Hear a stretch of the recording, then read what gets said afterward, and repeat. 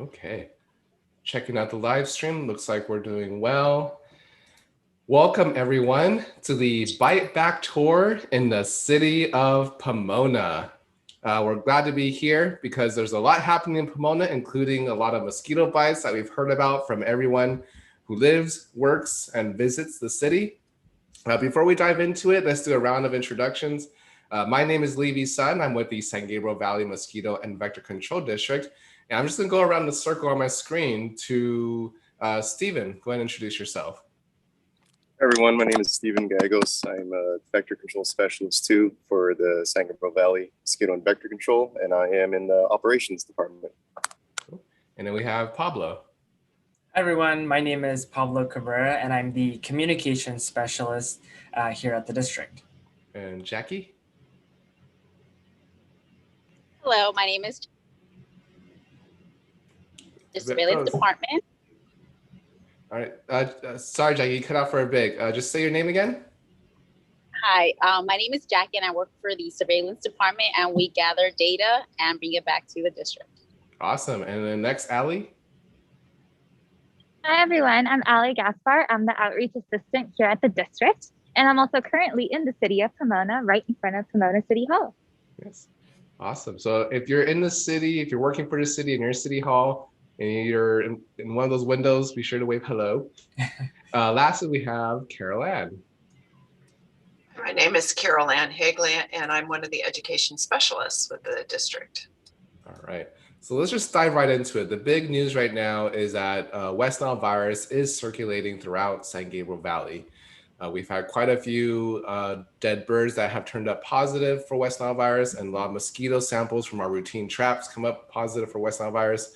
What that means for you is to take the necessary precautions, and we'll get into the details of how to manage them out of your home and how to prevent them from biting. But before we do that, I just want to loop back to what we were talking about last week. So if you're watching us in San Dimas, we had set out a bug zapper / trap, something that you can buy from the store. And we said for everyone to hang on tight for a week to see what this thing actually captures.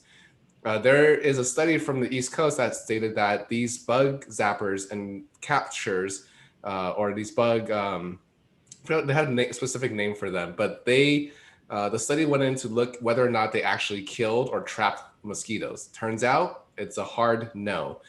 So we're going to see if that also translates here on the West Coast in San Gabriel Valley. So stay tuned till the end, and we'll have Pablo take a peek into that trap and see if that actually works in trapping and killing mosquitoes. So let's go ahead and actually dive into what we do. A lot of people who see our logo or they hear about mosquito control, they probably just think that we maybe just treat for mosquitoes and that's it, or we do education and that's it. But it's a lot more than that. We have a holistic approach that brings together all the different departments so that we are synchronized and are effective at making sure that we don't have any mosquito-borne disease outbreaks in your neighborhood, or if there is one, we're able to respond very quickly. So I'm going to start at the very beginning with Jackie from our surveillance department. And Jackie, why don't you tell us a little bit about what you and your team does out in the field for surveillance? Okay, so what we do is we gather data. We'll go in all of the San Gabriel Valley district cities.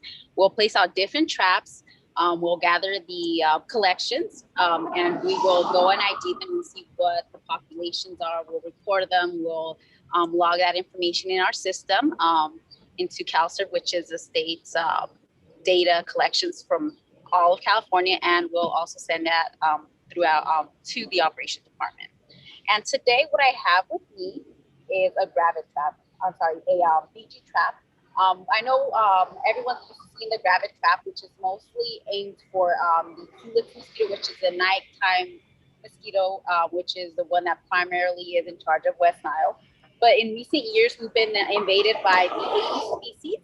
And what I have here is the gravid trap, and again, Aedes, which is the Albopictus, Aegypti, and this is responsible for the daytime biting mosquito again, and for the host seeking mosquito.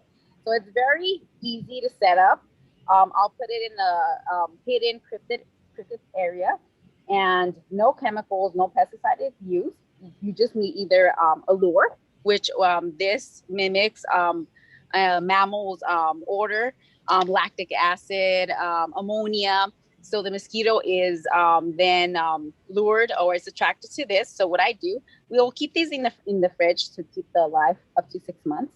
So we'll place it inside here. And what we do, either we'll have this lure or CO2, which CO2 is what we release, again, mimicking an animal, human, and either that, the CO2 or the lure. And then we'll get a battery, and I'll show really easy to set up. We'll place this, and then we'll have, as you can see, we'll have it set up. So you have a fan releasing all that air that's with the lure, and so it'll cover a good radius, and then it'll attract mosquitoes around the area. And so I'll just put this inside this container. There's nothing there. And what happens is that the mosquitoes will drop into this funnel area, and there's a little catch net inside here. So as soon as they pass in, there's also a little lid that will close up, and we'll have the sensor that, you know, if it's going in, or it'll close up, or if the battery shuts off, this little lid will close up and it'll keep the mosquitoes in there. And it'll take about a day for us to collect the mosquitoes. And again, it's for the Aedes daytime biting mosquitoes, which are the Zika, chikungunya, dengue type of mosquitoes that we've had in recent years. Jackie, quick question. So these traps that you set out, are they meant to trap all the mosquitoes from everyone's like backyards and keep us bite free? Not necessarily. We do catch different species in these, but primarily it's the Aedes mosquitoes that we mostly see in these traps. But if there's a surplus, or there's like a larger amount of let's say gnats or culex, we will find sometimes even more, but mostly it's for the Aedes host-seeking mosquitoes. Guys, so it's only meant to take a sampling of the mosquitoes in the air, not to suck them all out. And okay, got it. Thanks for clarifying. And Jackie, a quick question. You're saying this catches host-seeking mosquitoes. What does that mean? So mosquitoes that are ready to a blood meal. So pretty much even us, we're sweaty, and the lure will attract them from a given radius. Depends how strong or how new the lure is, couple of feet, and from there it'll come and try to, oh, before I forget, also mosquitoes have this visual thing, flowers and everything like that, so they see differently than we do. And also the trap is built to attract them in that way, so they'll see color differently. And so this is actually made like flowers seeing the opposite to attract them to the funnel as well. So there's different things, that the lure, that scent, those cues, the scent cues and the visual cues. So it's also made specifically, and they've used these in a lot of research. There's a lot of journals behind them, how effective they are and where to put them. So there's a lot of good stuff behind them. Wow. There's a neat show on Netflix that talks about animals in color, and they show the infrared, how flowers and things like that attract pollinators, and mosquitoes are pollinators, and how that the way they see differently. So it's kind of cool. If anybody's really interested in that, they can look to see. I think it's called Nature in Color, and it's just a really cool look at how insects see differently from the way we do, and they have flowers present that kind of target. Oh, Yeah. wow. A lot of people don't know that. You just, automatically, yes, they do a lot of harm, but at the same time, they are doing other things, and they're also pollinating other flowers they're specific to even that species of mosquitoes. So we've even seen that in articles that I've read and things that we've looked into. Yeah, that's a good thing to stress about specific mosquitoes. Since there are more than 3,500 species out there, very few of them actually do harm against people like us in terms of spreading diseases. So these invasive Aedes mosquitoes that you're talking about, that you're trapping with this particular trap, are meant to trap the ones that are very particular about spreading the diseases to us, like dengue, Zika, yellow fever. So we're not here to kill all mosquitoes. We're here to kill the ones, or at least control the ones that are doing a lot of harm, not just to us, but for the environment too. since some of these invasive species really don't belong here. And can I share? So when I go, let's say I'll leave this a day out, I'll go back the next day. I'll take this little part out and then I'll trap it, make sure that the samples stay in. And then usually I'll put a marker inside here. I'll close it up and then that's it. And so all that for just to grab my collection, I'll put it in the freezer, make sure they cool off, and then I'll see ID them. If the samples end up being reasonable, they're viable enough, we'll be able to even sample them. Sometimes if there's spiders, there's ants, they'll eat them up. We can even sample them and run some analysis, see if they're carrying anything in the area. Oh, very cool. So you gather all this data and you put it into CalServe and also in our database. So then now that leads to other people and how they use it in our district. So I'm going to turn it over to Stephen, who represents surveillance. How would you guys use the data that Jackie is catching from the field? Well, I wanted to show you guys really quick. So you're in operations. We do a lot of field work in terms of treatments and inspections, depending on the areas. So when we get that trap data, depending on what species of mosquitoes, that's going to determine where we should focus our efforts. But you know, when we're talking about viral transmission, the Culex mosquito is, you know, our main target. So that mosquito, kind of like certain types of sources. In front of me right here, we have, well, this is just a regular storm drain that gets filled with water. Right here we have a dipper. We call that a dipper. That's just used to sample the water. And then we have a drain hook in the blue right there. Unfortunately, this lid is kind of cemented on, right? I'd give you guys a better view. So take a look down here. Might be able to see some movement, maybe some flying adults. Yeah, I see a lot of water down there. I see some stuff flying. See an adult right there. So those are active mosquitoes that will be treated shortly. But you know, with all that information and our work experience and just every department, that kind of leads us to not waste our time and try to, you know, control as much of these mosquitoes as we can, prevent anyone from getting sick. That's awesome. If you're just here tuning in, this is the Bite Back Tour in the city of Pomona. And Stephen here was just talking about some of the sources that he sees, along with some actions that he'll take. If you're watching, you're probably watching on YouTube, Twitter, Facebook, or even on our website. Feel free to drop in a question or comment, and we'll be sure to answer it. If we don't get to it today, then we'll get to it the following week when we're in Claremont. So Stephen, quick question. The source you just showed us, about how many mosquitoes can emerge and grow out of there and fly around? This one's not even filled to its kind of edges, but just looking earlier, I saw about at least 30, you know, early stage, or I'm sorry, more middle stage mosquitoes, late stage.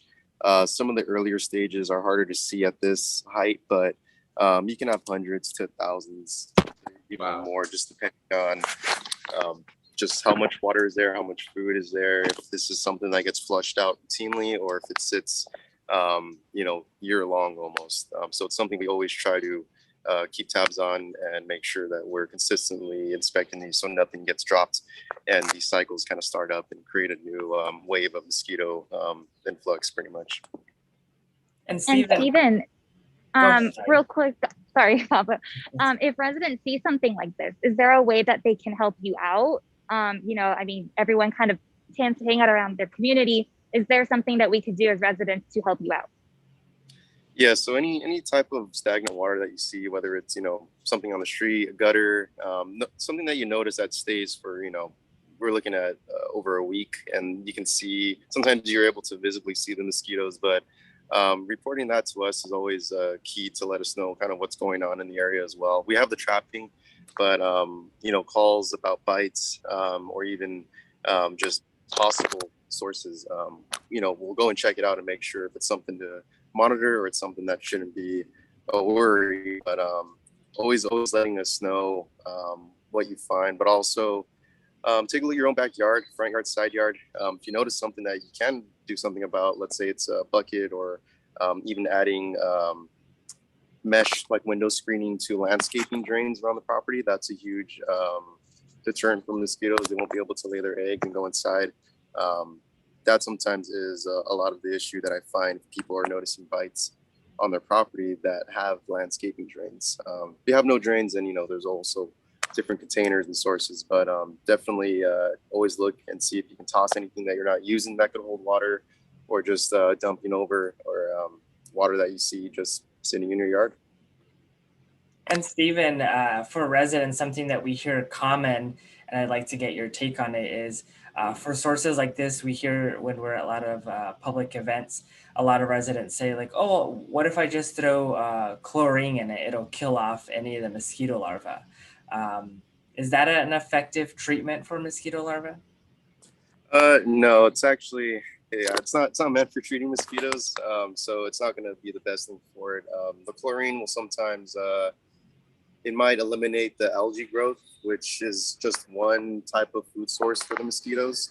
But I've seen pools with, mostly chlorine and some water, and I've still seen larvae swimming around. So it's not an effective way to get rid of them. You're just wasting money and also just using a chemical that shouldn't be used for that reason. Awesome, thanks for sharing. So now we have operations Stephen out there telling us how he uses the data from surveillance. Let's move on over to communication, because we can't forget the little ones. Those who are in schools, they are able to also help us out in the fight against mosquitoes and mosquito-borne diseases. So I'm going to turn it over to Caroline. Caroline, what would you do with the students in terms of educating them and I guess making them fight back champions? Well, we, from the very beginning, and we do kindergarten through 12, I encourage the students to get involved immediately with just paying attention to the environment around their home. And the natural world, it starts right at our back door.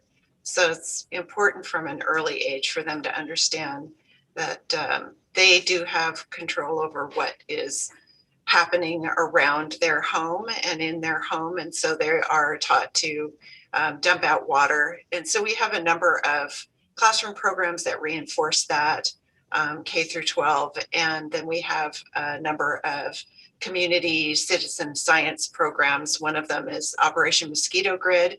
And as you can see, there's a young student there who is setting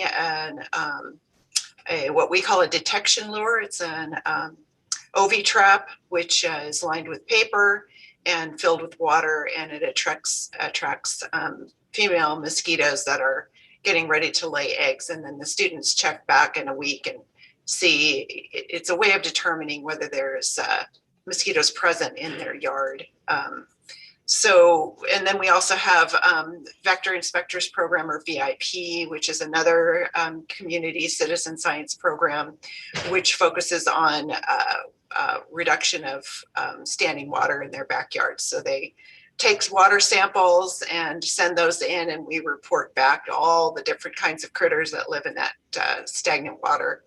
And in the meantime, they're cleaning up their backyards. So a lot of these kids are just really excited by these programs, and they really want to make a difference. And so it's super important to get kids involved and empower them in, just monitoring the areas around homes and spreading the word to their family and to their friends. So that's our focus for EcoHealth Vector Education. And if there are any teachers listening, you can get on the vectoreducation.org website and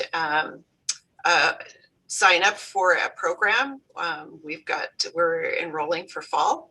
So we've got all kinds of fun things for the kids. And we've designed these programs so it's pretty much hands off for the teachers.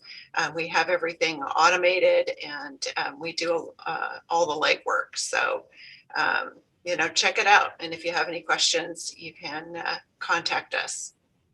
Caroline, and a quick question for EcoHealth. As a lot of schools some are going to be online or hybrid style or in person, are there options for that?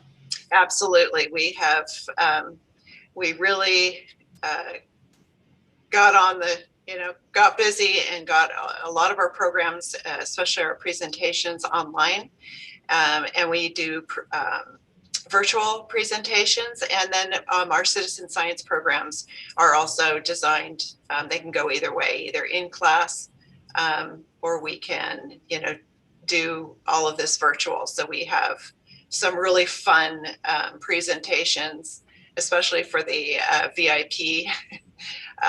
We've filmed the presentations as well. So we're very flexible. Whatever program is being instituted at that particular school, we're ready to fill the needs for hands-on science. Very cool. Thank you for sharing. Ali, you had something? Yeah, actually, I was going to say the kids programs are amazing, but also adults can have fun too. I also work in the communications department, and we also come up with different ways to be hosted at your event. So, for example, this past weekend we were at the Arcadia Reverse Parade and Food Drive, where we had our giant inflatable Des Ease, nicknamed for disease, which I think is hilarious. But we brought out Des there, and we were able to have everybody come and take a look at her, and just learn a little bit more how to protect themselves from mosquitoes, not only by tipping and tossing their stagnant water at home, which we should all be doing, but also, learning a thing or two about mosquitoes that you didn't know before. So adults can have fun too. And if you guys want us to come out to your next event or your next farmer's market, or just even for a simple presentation to your neighbors and your family, you can find all of that information on our website at sgvmosquito.org. And I can also see that Pablo is sharing some of the other stuff that we do. So like I said, we have Des Ease, and there I am perched up in front of her. But we also can do an information booth or a repellent zone. And our repellent zone is one of our more recently popular zone booths, where we come out to your event, and people are actually allowed to learn how to use repellent, which is a very effective tool. My sister's currently in DC, and the first thing she did is she said that she got bit by mosquitoes right when she landed. So she went to the store and asked me, how do I get repellent? And maybe next time she should come to our repellent zone at our next event, so she can learn how to use repellent and which ones are the most effective, and just how to stay safe from mosquitoes. That's right. Yeah. Even if you're not too concerned about the diseases, just having the bites really suck because it's welting, it's itchy, and you can't get rid of it. So thank you for that, Ali. So we're here at the Bite Back Tour in the city of Pomona. If you're watching, feel free to drop in a comment or question into the chat box wherever you're watching, and we'll answer it either this week or next week when we're in Claremont. We're about 5 minutes till the end here, so we're going to dive into some repellent. We get a lot of questions regarding repellent, but then after the repellent, Pablo is going to show us what I was teasing in the very beginning regarding those mosquito traps. Do they actually work? Those bug zappers, those ones that tend to trap them in with a fan. Do they actually kill or trap a lot of mosquitoes? Before we go there, let's turn it over to Ali. Ali, I was actually outdoors this past weekend, and luckily I had my repellent on, but the family members I was with, they weren't sure how to apply it. They just either sprayed their face or just their arms, and that was about it. So how do you properly apply repellent? Yeah, it's a good question. For starters, you never spray your face, whether it's on kids or on yourself. That's definitely not the way to go. But I can show you guys. Now that it's hotter and we're in the summer, I would recommend always wearing sunscreen, and always apply sunscreen first. And once it's dry, you can go ahead and apply your repellent over that, because you want that to be your top layer to protect you from mosquito bites. You always want to evenly apply it on any exposed skin. So for myself, I have exposed arms, neck, and part of my face. So I'm just going to start with my arms. The directions here say to just evenly apply, so not to over apply. So this one is an aerosol spray. And I'm just going to rub it in so it gets everywhere. And then when applying to the face and the neck, I just sprayed it in my hand, so I don't spray my actual face. And I'm just getting all of the exposed skin parts. That way mosquitoes won't find me.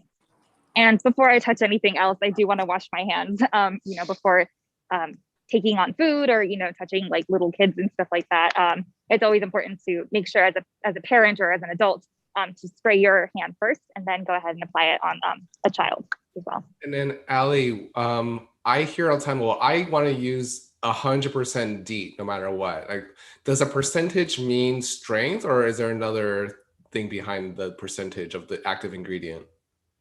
Good question. Actually, that's what my sister had asked me when she texted me.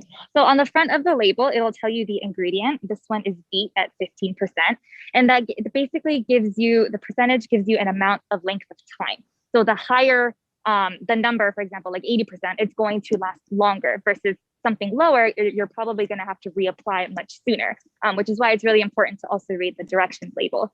So Levy, to answer your question, on each bottle that you get, it's different than the next one. So it's always good to just follow that direction. And it's usually also based on what activity you're going to do. For example, I'm out here for about an hour. I'm not going to need that much repellent or not that much of a high percentage rate versus if I were to be hiking this weekend, then I would need a much stronger, longer repellent. Got it. And what are the 4 ingredients everyone should look for? Yeah, the 4 ingredients that are CDC recommended are oil of lemon eucalyptus. You can also find that as PMD, DEET, picaridin, and IR 3535. The one I use today is DEET, and it smells really good, actually. It's smooth and dry, non-oily or greasy formula. I'm so glad they've done that now. I remember 5 years ago, you buy DEET, it feels like you're rubbing gasoline into your arms and legs and face. It's the grossest thing ever. But yeah, they've formulated now so that it actually smells nicer, or it has no smell, and it doesn't leave that weird film on your skin. Yeah, mine's actually very perfumey and it's super light. I barely even know it's there. Awesome. Well, thank you, Ali, so much for sharing that. We're nearing the end of this Bite Back tour in the city of Pomona. I did promise you that we're going to find out whether or not our mosquito trap in the back that we set up was actually catching mosquitoes or not. So I'm going to turn it over to Pablo with about a minute or two to go. Pablo, let us know, how did our mosquito trap do? Yeah, so if you remember, or if you saw our Bite Back tour from last week, I left it outside here in our district. I'm going to flip my camera here. So I left it right here, which is a pond area where we keep our mosquito fish. So a perfect area for mosquitoes. So I'm going to put my camera down for a quick second as I open it, because I wanted to show you guys exactly what I found as I opened it. And as you can see, this trap has to be plugged in with an outlet. So there's that. So I'm gonna go ahead and remove it here. Let me place my camera. And while Pablo does that, I want to clarify that this mosquito trap is not the one that we used or the ones that Jackie showed you. These are the ones that you can buy off the shelf or order online for just regular residents. And these are the ones that have the UV light, or they supposedly have a lure that will bring in mosquitoes and claim to trap and kill these mosquitoes in your yards. We've seen a lot more of these being used by more and more residents over the past couple of years, especially due to the Aedes mosquito, since they bite so aggressively. So let's take a look and see what's inside. So here's the trap, and I'm gonna remove the little top lid or little secure thing that it has. And again, this has been out here for a week. And as you can see, there's not much in there. I have a spider, if you can see him. But no mosquitoes. There are other insects. I don't know exactly what insects these are, but they are not harmful. I don't see any mosquitoes. I'm going to go ahead and tap anything out. But there's really nothing in there. A lot of beneficial insects flying out, but nothing really, no mosquitoes that I can tell that were trapped in here. So again, this was left out here for for a week, last Thursday, and no mosquitoes that I see were in this trap. All right, so I guess we conclude the same thing that the University of Delaware did, and virtually no mosquitoes. We got a spider, which was not what was intended.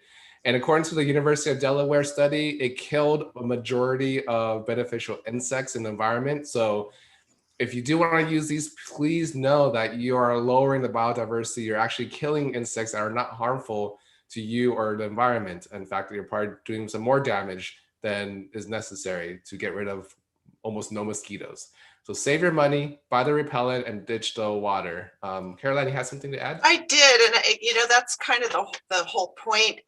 Probably the most ecologically sound and safe thing you can do is to eliminate the habitat where mosquitoes grow, which is stagnant water.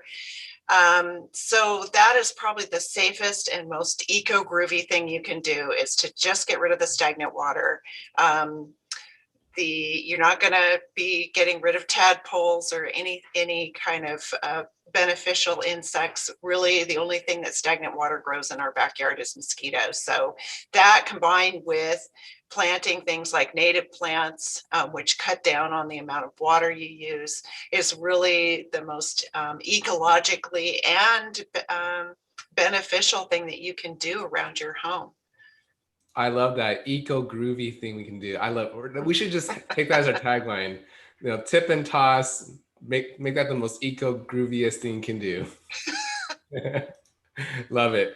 Well, thank you all so much. This actually rounds out the tour in the city of Pomona. Thank you for joining us, everyone who's watching on Twitter, Facebook, YouTube, on our website. We'll be sure to have this posted later on for viewing on our YouTube page. Next week, we are in the city of Claremont, so be sure to tune in if you want to see us there. In the meantime, let's do a quick round of last remarks from everyone. So I'll start with Stephen. Anything you want to say to the residents of Pomona? Just keep an eye on your yard, protect yourselves, protect your family, wear repellent, especially during these crazy, months that we're getting high traffic counts. Tip any standing water. Get rid of anything you don't want in your yard that's collecting water, and then just wear some repellent. But other than that, everyone stay safe. All right. Caroline, I know you already added some stuff. Anything else you want to add? Just get your kids and grandkids involved.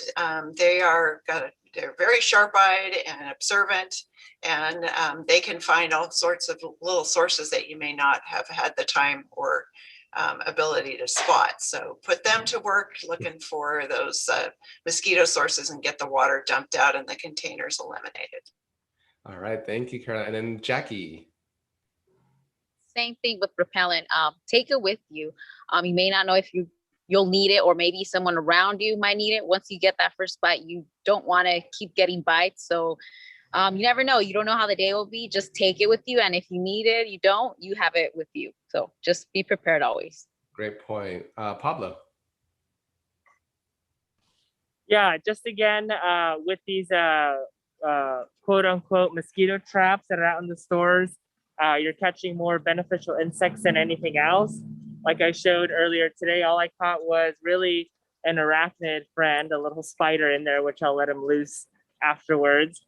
But the most effective thing that you can do that is free is tip, toss, and protect, like what Stephen mentioned.